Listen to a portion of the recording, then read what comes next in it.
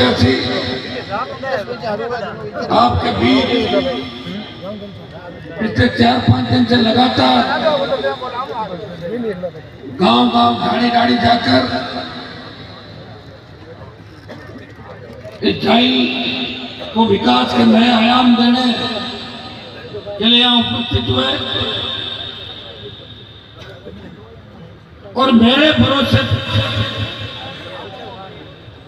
जाहिर से राष्ट्रीय लोकतांत्रिक पार्टी के प्रत्याशी बने भाई BL पाटिल साहब, सम्मानित मंच और गोवर्धन जी हमारे बाबा जी चौधरी साहब और सम्मानित सारे जितने भी सरपंचगण, मौजूद बुजुर्गों, नौजवान साथियों, छोटे भाई, मैं जाहिर के अंदर हमेशा लेट हो जाता हूँ और मुझे बड़ी चिंता होती है कि मैं लेट क्यों हो गया। सुबह 7 बजे तक मैं टिकट बांट रहा था, 2 घंटे सोया, फिर कुछ टिकट बांटे। इच्छा थी कि कोई रह नहीं जाए, हार जीत किस्मत की है, लेकिन चुनाव लड़ने के लिए नए नेता तैयार करने की जो फैक्ट्री है राष्ट्रीय लोकतांत्रिक पार्टी, तमाम हम किसान के बेटों को, दलित, शोषित, पीड़ित, सर्व समाज, क्यों मजबूत योद्धाओं को, जिनमें से कई लोग कांग्रेस और भारतीय जनता पार्टी के अंदर थे, लेकिन कांग्रेस और भारतीय जनता पार्टी ने टिकटें बेची राजस्थान को, उन लोगों को अवसर नहीं दिया। राष्ट्रीय लोकतांत्रिक पार्टी जो आपका आशीर्वाद से राजस्थान के नौजवानों के लंबे संघर्ष, किसान कौम का आशीर्वाद से बनी ये प्रदेश की पहली पार्टी है जिसका रिमोट कंट्रोल जाइल, नागौर, सिरसा, बाड़मेर या बीकानेर के किसी ढाणी, किसी दलित के घर पे, किसी किसान के बेटे के हाथ में वो कह सकता है कि मेरी पार्टी का टिकट मैं अभी दे सकता हूँ। ये ताकत अगर किसी पार्टी के अंदर है वो RLP के अंदर है, जहाँ टिकटों के सौदे नहीं होते, जिसकी मीटिंग दिल्ली के अंदर नहीं होती, वो टिकट आम आदमी भी टिकट दिला सकता है। तो भाइयों, मैंने प्रयास किया। लगभग मैं जब निकला था रास्ते में टेलीफोन आया था, 3 बजे तक सिंबल जमा कराना थे। साहब, RLP और आजाद समाज पार्टी जो हम गठबंधन के अंदर भाई चंद्रशेखर आजाद और मैं के लड़ रहे राजस्थान के अंदर लड़ाई, हमने 150 से ज्यादा सीटों प्रत्याशी उतारे। मैंने एक चीज देखी चुनाव के अंदर, आप तो लड़ना चाहते हो, हर कोई कहता है। अभी मैं डिंडोना इलाके में गांव से निकला, बच्चे सड़क पर आ गए दौड़ते हुए। मैंने कहा क्या हाल चाल है? बोले भाई साहब बढ़िया, हमारे कैंडिडेट नहीं उतारा। मैंने कहा मैं तो कोशिश कर ही रहा था, लेकिन कैंडिडेट भी तो बदमाश होते हैं, सारे अच्छे थोड़ी होते हैं, आप जानते हैं। कैंडिडेट हमारे कहते हैं साहब 2 दिन इंतजार करना, मैं RLP से लड़ूंगा, लेकिन पहले मेरा नाम कांग्रेस में चल रहा, वहां टिकट मिल सकती है। अगर वहां नहीं मिली 2 दिन मेरा इंतजार करना। हम सोचते हैं अगर अच्छा आदमी है कोई, उसका इंतजार कर लेंगे, बाकी तो हमारे कार्यकर्ता लड़ने चलते गए। फिर कहते हैं उनको कि कांग्रेस की सूची में तो आपका नाम नहीं आया, तो बोले 2 दिन और रुक जाओ, BJP में हमारा नाम डाल दे, तो आप कांग्रेस BJP की सूची आ जाती है। अरे आपका नाम नहीं आया, आप लड़ने वाले योद्धा हो, आप क्यों अपना जीवन समाप्त कर रहे हो बैठे बैठे? तो कहते साहब आपसे मुझे बात करनी, बैठ के आ जाओ। फिर वो बैठ के बात करते नेताजी, वो कहते हैं काम करो साहब, हम निर्दलीय लड़ना चाहते हैं और आप अपनी पार्टी का उम्मीदवार मत उतारो। तो मैं उनको पूछता हूँ कि निर्दलीय क्यों लड़ना चाहते हो? वो कहते हैं साहब निर्दलीय अगर जीत जाए ना, तो गहलोत, वसुंधरा, कांग्रेस, BJP के कोई आदमी कम पड़ जाए तो वहां जाके और मैं मंत्री बन जाऊंगा, आरएलपी जीतूंगा तो मंत्री नहीं बनूंगा। आरएलपी जीतने में सीधा भाग नहीं सकता ना, सारा सिस्टम है। पर लोगों की कितनी खोट उन नेताओं के मन में, जिनको कांग्रेस बीजेपी नहीं मानती, फिर भी वो लोग लास्ट तक इस तरह की भावना रखते हैं। वो ज्यादातर खैर सक्सेस नहीं होते, वो फेल हो जाते हैं। और राजस्थान में इसलिए कितने लंबा प्रयास किया, पार्टी बना के उसको लंबा लेके चलते। आज के जमाने के अंदर तो आप जानते हो आर्थिक युग है, संसाधनों का युग है पूरा पूरा।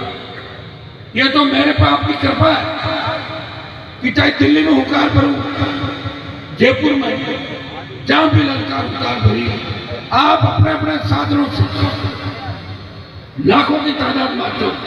1 रुपया भी कभी भाड़े का मेरे नहीं लगा। इसलिए हनुमान बेनीवाल मजबूती से लड़ाई लड़ रहा है। अगर मैं रैलियों में मेरे पैसे लगने लगे हैं तो मैं एक भी रैली नहीं कर पाऊं। मेरे को बीजेपी का नेता कह रहा था कि आपकी रैली की जो भीड़ हमने देखी, जितने लोग आए, अगर उन्होंने बसों की गिनती करें कि कौन आदमी कौन सा साधन लेके, बस लेके, गाड़ी लेके आया, तो 50 करोड़ रुपए में एक रैली होती। कितने में?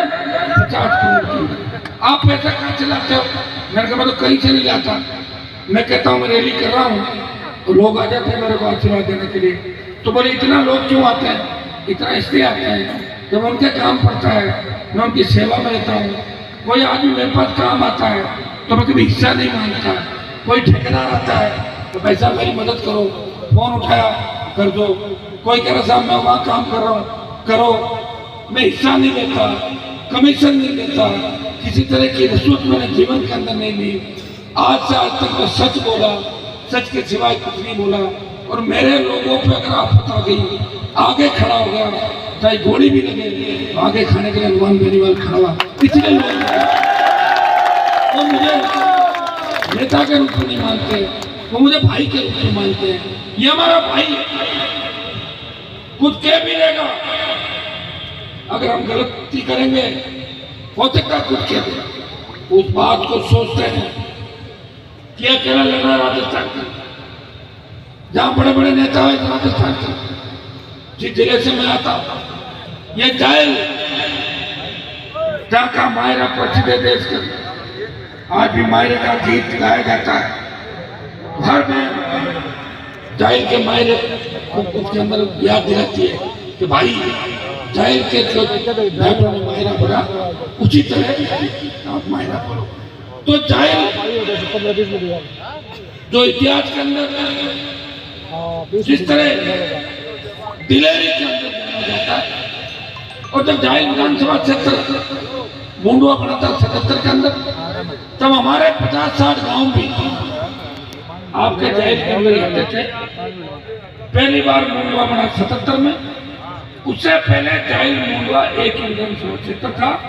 इतनी मजबूती थी कि निर्दलीय 2 बार आपने स्वर्गीय राम सिंह जी को जिता के राजस्थान की विधानसभा के अंदर भेजा।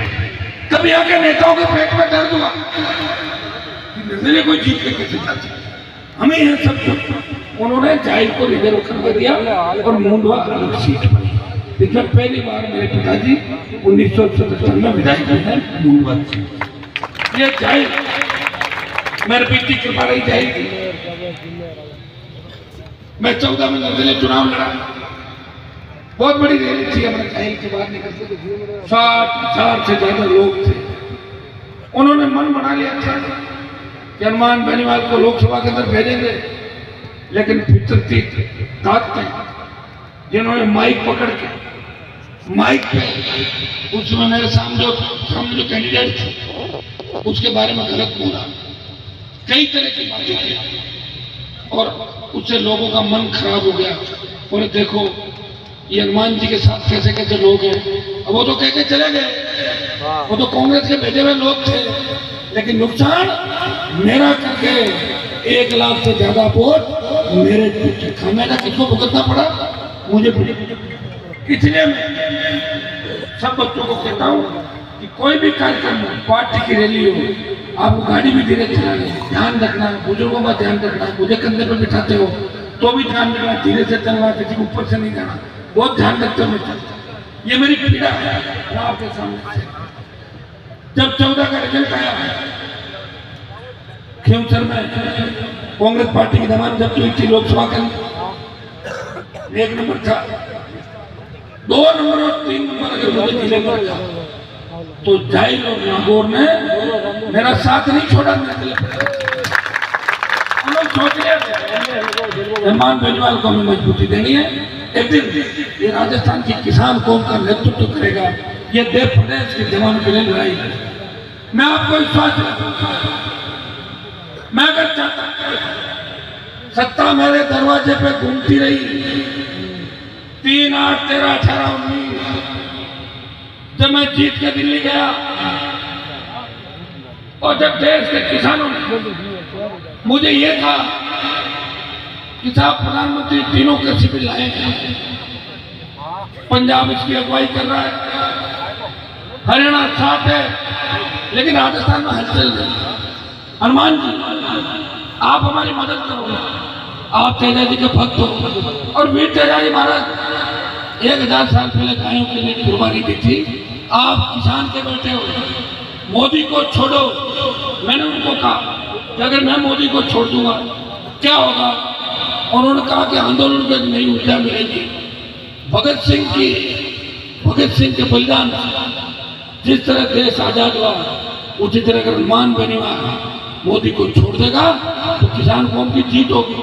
मैंने कहा मेरी कुर्बानी से अगर किसान कौम की जयकार होती है तो ये मोदी को छोड़ा और 70 दिन इस नेशनल हाईवे को जाम करके सड़क उत्तर भारत का और नागौर का शासक था और जाहिल का शासक था, आपका भाई था, तो किसान कौम के हितों के लिए अंतिम लड़ाई। जब देश का जवान बेनीवाल जी का लोग मेरे पे आरोप लगाते हैं हनुमान जी को नए लड़कों को खराब कर रहे। आप बताओ मुझे, कभी किसी को मैंने ये कहा कि जमीन पर कब्जा कर लो, किसी को कहा कि नशे का कारोबार करो।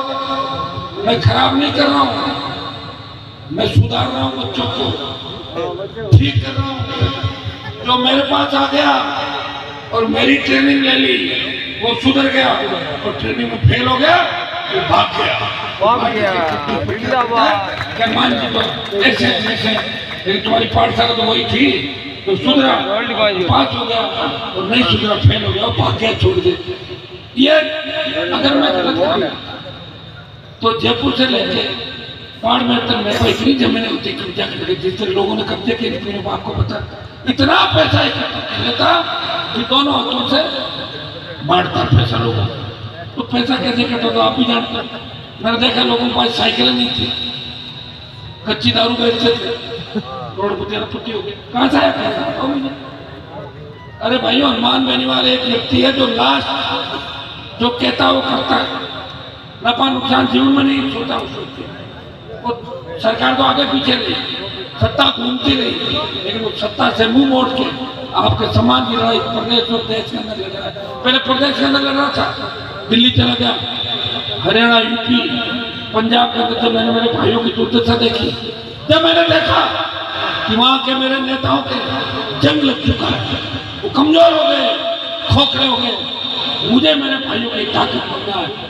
और जब देश के अंदर अग्निपथ अग्निवीर की योजना आई, देश का कोई शासक नहीं बोला कि छोटे भाइयों की सुध अगर किसी ने दी, इनको इनका सम्मान दिलाने का काम किया। सेना के सम्मान में देश का कोई शासक सड़क पे जोधपुर में 2 लाख जवानों की रैली करके मोदी को चेताता है, ऑल पार्टी मीटिंग और लोकसभा के अंदर कहता है कि मोदी जी अग्निवीर की जो योजना है, अग्निपथ योजना है, इसको आप वापस लें, नहीं तो हमारे दिल्ली की तरफ परिणाम ये कि डरी हुई मोदी सरकार पहले अग्निवीर 25% रखने की बात करती है और अब कहती 50 को रख लेंगे, 50 वापस भेजेंगे। मैं विश्वास दिलाता हूँ कि चुनाव के अंदर वोट की चोट से संदेश दो कि हमें भारतीय जनता पार्टी मंजूर नहीं, मोदी झुकेगा। एक चीज याद करनी है, आप भूल जाते हो किसान भोला होता है, उसको कोई भी बरगला लेता है, उसको कोई भी चढ़ा के कह देता है कि हमें कांग्रेस को हराना है, इसलिए भाजपा में भाग जाओ। अरे भाजपा में कैसे भागोगे? मुझे बता, आरएलपी खड़ी है ना तुम्हारी पार्टी, बीजेपी तो 3rd नंबर थी पिछली बार, जाहिर में कितने नंबर थी? 37 में 30,000 वोट आए ना बीजेपी, 32 और अपना आया था 50 के लिए, 50 कांग्रेस 52 नहीं 60-62 ठीक। हमारे कुछ बच्चों ये कह के कि आप अगर वोट बीजेपी को नहीं दोगे तो कांग्रेस जीतेगी।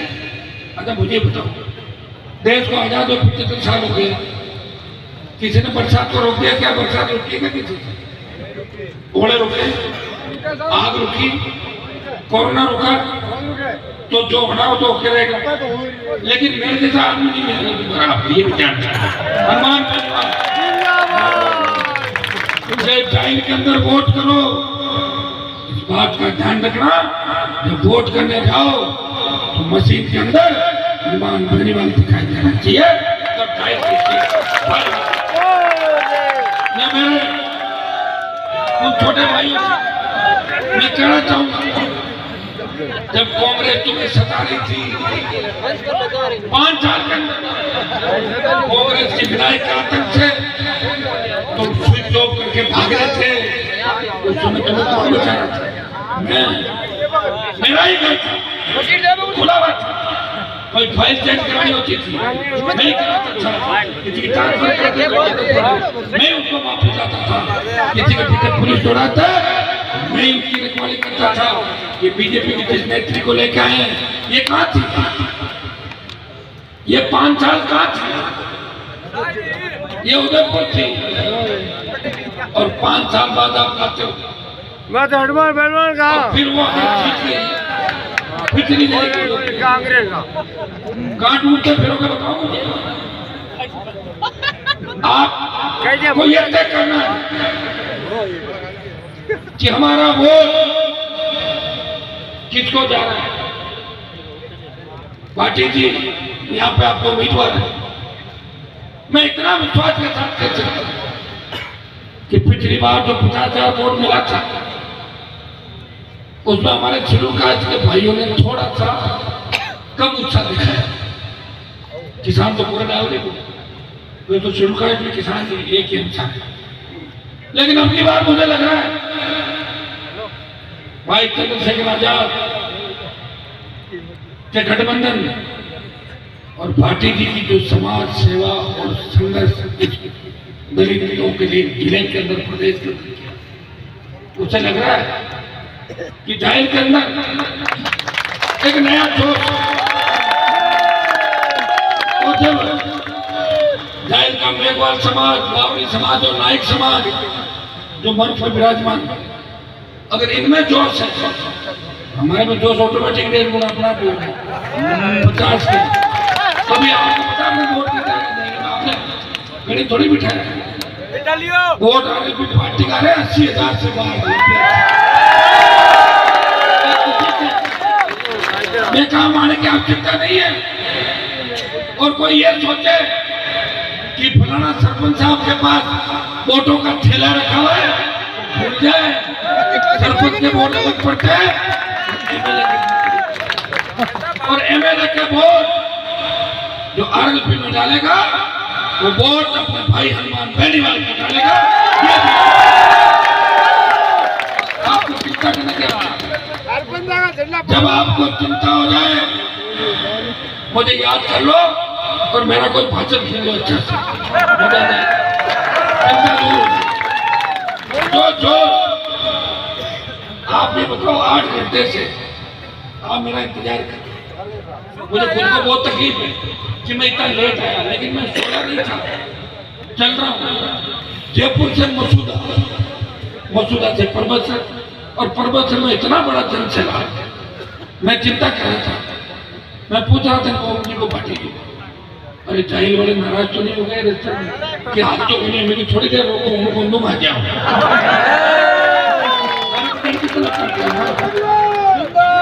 मुझे आपका डायरेक्शन लगता है, हमेशा मेरा मान सम्मान, मेरी बात रखते हो, और आपकी जो नेचर है वो मेरी जैसी है। कड़ा नाराज जो ठाकुर पड़े मैं ध्यान देना पड़ेगा मामलो हिंद तो करूँगा जल्दी जल्दी हाँ क्या है मुझे लग रहा है 2 बार मुझे उड़ाना पड़ेगा हेलीकॉप्टर ले आना पड़ेगा जुगाड़ हेलीकॉप्टर का जुगाड़ तो मैं डाला था उड़ने नहीं देते तो मेरा फॉर्म भरा जब आपको पता क्या 10 बजे में हेलीकॉप्टर के वहाँ हेलीपैड था और 2:15 बजे उड़ा था कितने घंटे बाद 4:15 घंटे बाद सरकारें दिल्ली से टेलीफोन आ जाता है किसी सभा अच्छी रोको इसको जब बड़ोड़ा क्या करते हैं अरे पुलिस की परमिशन नहीं मिली ये नहीं हुआ वो नहीं हुआ सुरक्षा नहीं हुई पुराना नहीं हुआ ले लेने की जरूरत पड़ी थे मजबूत रहो अपना गाड़ी राजस्थान को मैं तो आदत पड़ गई गाड़ियों से आप इंतजार करते रहते हो और मैं थकता नहीं और आपकी समान आप इंतजार करते हो सही है ये भाटी जी ने एक बात कही थी कि राजस्थान में हनुमान बेनीवाल ये शोभा के सारी नेता है जिसका लोग इंतजार करते हैं और ये सही बात है जब मैं अपनी वीर की रैली कर रहा था जोधपुर में तो मुझे बाड़मेर के अंदर 1 बज गई मुझे सांचौर जाना पड़ा बालोतरा में पचपदरा में कार्यक्रम था तो 1 बज गई बात 3 बज गई सांचौर पहुंचा तो मैंने उनको कहा 3 बज गई अब वैसे मान लो ना फोन पे 5:30 बजे को कैसे मान ले आना ही पड़ेगा बताओ मैं पहुंचा 5:30 बजे और 3-4 हजार लोग सुबह 5:30-6 बजे जो वेट कर रहे थे लेकिन मुझे भी धन्यवाद दो कि पूरी रात बिना जगह सोए चलता रहता धन्यवाद है अब आपकी बार जब आऊंगा ना इंतजार नहीं करूंगा जल्दी आ जाऊंगा एक जगह में जल्दी चला गया तो लोग यहाँ कहीं गीता फेंका आएगा मैं तो आज तैयार जल्दी जाऊं तो दिक्कत लेट वैसे लेट हो गया तो मेरी शादी भी लेट हुई आपके यहाँ 5 साल देखा भारी आखंड भ्रष्टाचार जाहिर करना हुआ 5 साल 10 लोगों का गिरोह था जिस तक लपका गिरोह नहीं होता कहीं चलते हो लपका जैसे चिड़ी पे जाओ मीडियम जाओ वो लपक लेते थे इधर हमने देखा था वो गिरोह ऐसा था कि एक व्यक्ति से चूक जाए तो दूसरा लपक लेता बड़ा कमीशन का खेल चला लेकिन एक चीज नोट किया आपने 5 साल में भारतीय जनता पार्टी चुप थी एक बयान तक नहीं आया बीजेपी कांग्रेस की गोदी में बैठे बैठे कांग्रेस से मिलकर काम कर रहे थे और कोई कोई पीड़ित कार्यकर्ता कांग्रेस की मुझे चिंता नहीं बढ़िया मैं बीजेपी के नेताओं से पूछूं कि 5 साल जब प्रदेश में पेपर लीक हुए 5 साल जब अबला बहन बेटी के साथ बलात्कार हुआ 20 साल जब आखिर भ्रष्टाचार के अंदर राजस्थान डूब गया तब किसी किसान के बेटे के सीने पे गोलियां मारी सामंती ताकतों ने गुंडे बदमाश खुले और घूम रहे थे के 47 लेके तब कहां गए थे भारतीय जनता पार्टी के नेता इस विधानसभा में 5 साल के अंदर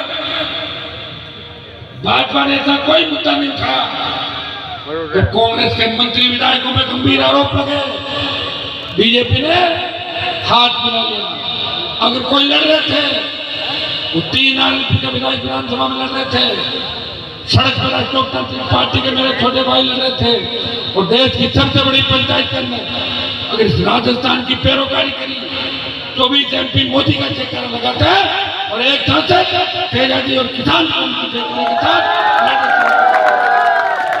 भाइयों समझो इस बात ये बहुत बड़ा षड्यंत्र हमारे लोगों के खिलाफ है।